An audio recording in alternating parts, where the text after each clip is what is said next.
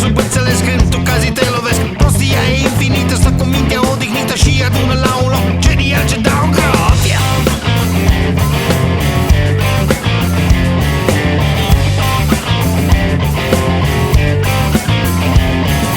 Viața-i deasă, tot mai groasă, viața e periculoasă.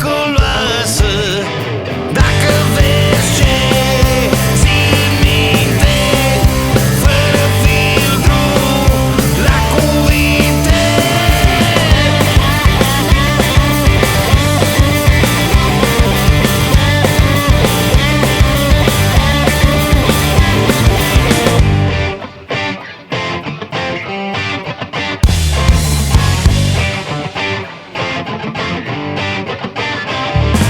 Dau din gura zdrență roasă, șobolan cu ceafa groasă, care au o capră moartă și se uită peste poartă. Hai te umblă ca turbate, se adună să te latre, să te muze, să te îngroape, mușcă liniștea de toate.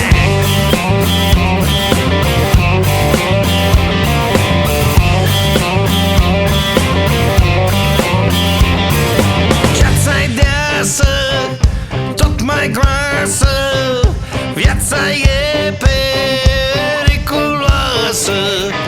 Dacă vezi ce ții minte, fără filtru, la cuvinte.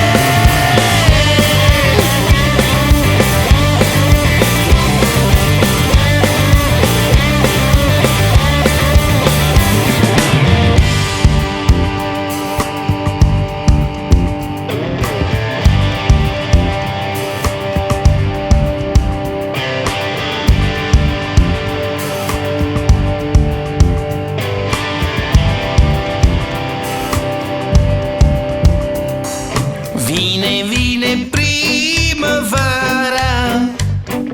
se așterne în